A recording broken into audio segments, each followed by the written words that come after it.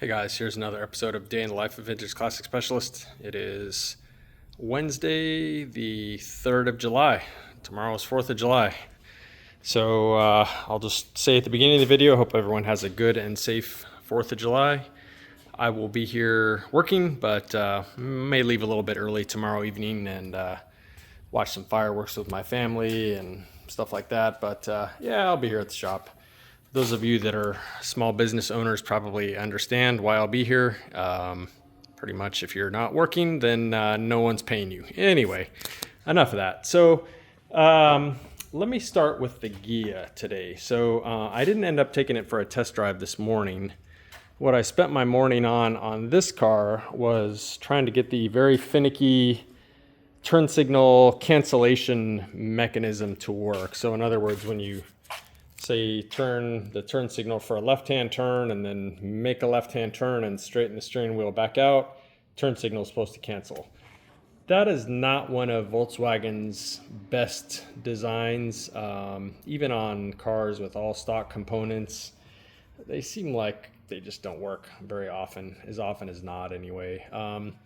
But this one has a reproduction turn signal mechanism from Wolfsburg West. And then the whole horn assembly is aftermarket, but then the turn signal cancellation ring is actually also from Wolfsburg West, but it wasn't even close to working. A number of things. There's the cancel ring on the bolts onto the steering wheel assembly has this little, like, I don't know, I call it like a fin. It's like a little projection that sticks out that kind of sweeps around, and when you turn on the turn signal, there's like a little tab that sticks out. And so when you straighten the wheel back out, that sort of fin is supposed to come back and push on that little tab or that little lever, and that's what cancels it.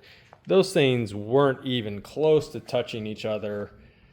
I got in there and spaced the horn cancel ring with that fin on it with a few washers. That helped some, but in addition to not being spaced properly in that direction, the diameter of where that little fin was like a couple millimeters short of actually reaching the little tab that sticks out. So basically ended up heating up the little fin and kind of slowly nudging it in that direction, basically where it was swinging on like a bigger circle, by kind of doing that to the end of it, which the end of it is what touches that little tab. Did that a bunch and it's getting closer and closer, but then, you know, again, Wolfsburg West parts are really good, but on this particular turn signal mechanism, that little tab, when you would turn on the turn signals, it was barely sticking out, like only maybe a couple millimeters. There just really wasn't enough meat on there for that fin on the cancel ring to come along and knock into it and move it. So finally I kind of dinked around with that little mechanism in the turn signal mechanism to get it to where when you put the turn signals on, that little tab came as far out as possible, like so toward the little fin that sweeps around. Anyway, long story short, I guess that was a long story. There was nothing short about that story. Anyway, I seem to have it working. I don't know how long it's going to work. Hopefully it'll stay working. But again, even with all good original parts, they can be kind of finicky. So I spent a long time working on that this morning. And by the time I was done with that, it was starting to get kind of hot. I don't know. I was not in the mood anymore to drive this car. So I'll probably do that in the morning. So then after that, I worked on the 69 Cowlick a little bit. So what I did on this car today was I got out my Harbor Freight pressure washer. I decided to give that a try and basically pressure washed all underneath here and likewise in the back, pressure washed all up in there. And then after I did that, it actually came out really pretty good. I was pretty impressed. This car wasn't as bad as far as the amount of grease and so on buildup as, for instance, this Ghia here. But nonetheless, the pressure washer did a pretty good job. I jacked the car up. I got all up underneath there pretty well. it's actually pretty well cleaned up. And then what I did after that was I still got under here with gasoline, with SOS pads and a brush, and kind of got off the residual grease that was on these, both the top and then from the bottom, and worked a little bit on the trailing arms. What I need to do is I need to get the car up in the air, pull the wheels off, get it jacked up enough where I can really go and clean the trailing arms and everything more thoroughly. And then this will pretty much be ready to do the full undercoating under here.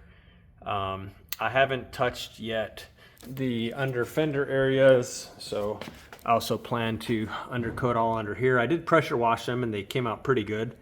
And then up underneath the actual fenders too, so the bottom side of this surface, I'll clean those up, and I'll actually pull the fenders off and put them on a stand, but like a bodywork stand, and clean and paint those too, or undercoat them.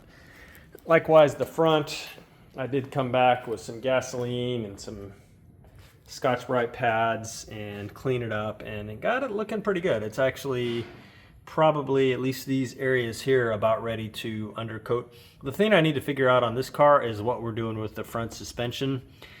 The car sits pretty low right now in front. It actually has a pretty good cowlick stance to it, but it doesn't have drop spindles and it doesn't have an adjustable beam, and the beam doesn't appear to have been cut and welded, cut and turned like we used to say back in the day.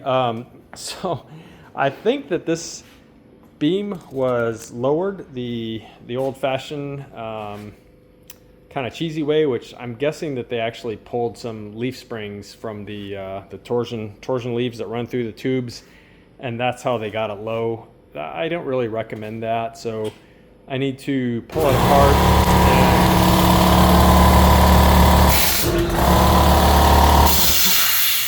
Sorry about that, air compressor. So I need to pull it apart and see what's going on with this front end. Probably what we'll do is we'll end up putting on drop spindles and disc brakes, and then maybe an adjustable front end. I need to talk to the customer and see and run some price options past him and see what he wants to do with it as far as that's concerned. But nonetheless, the next step here is to probably go ahead and do the undercoating. I'm actually going to bring the car back to the paint shop probably Monday. It may be hard to tell on the picture here, but I'm not real happy with this area. I think it kind of almost looks like they forgot to clear coat it. It's got a real dull finish, just mainly right here. And of course, those of you that know two-tone or two-stage paint jobs, base and clear, the base coat is usually fairly matte, or like maybe semi-gloss at best, and the shine really comes when you apply the clear coat on it. So I think this area, they just forgot literally to spray the clear on it. So I don't know, we'll see. I'm gonna take the car back to them Monday and let them fix that. And then the other thing that I can't really live with is they seem to have kind of forgot to paint inside this little lip right here. I think what happened was when they painted the front of the car, I think the painter kind of stood right here and painted this way, and the paint kind of came over this lip here and hit back here, but it didn't go down into this little channel here is what it looks like. So what he should have done is he should have come over here and painted this way so that he would have got down in there. Anyway, they're gonna fix that for me, so not a big deal. A little bit of a pain to haul the car over there again, but again, not a big deal, and they're gonna fix it. So yeah, that is about it for today. The only other thing was I did get the rear drums back from machining for the 57 Beetle over there. And so these drums are from CSP, but I had to machine down the snouts another 590 thousandths because the car again has short axles. These are made for a long axle car to put wide 5 on a 68 and later drum. But again, this 68 and later drum has early short spline axles, so I had to take some meat off here. The drum is still very thick. There's no strength concern in here at all. But yeah, they came out really good, and so the drum skins are going to fit nicely on there like that. I'm going to paint this. Going to paint these drums with silver paint. That's actually a pretty good match for the aluminum here. So I think when it's all together, it'll kind of look more like one piece. Probably do that tomorrow. So that's it for today, guys. Thanks for watching, and I will see you again tomorrow. Bye.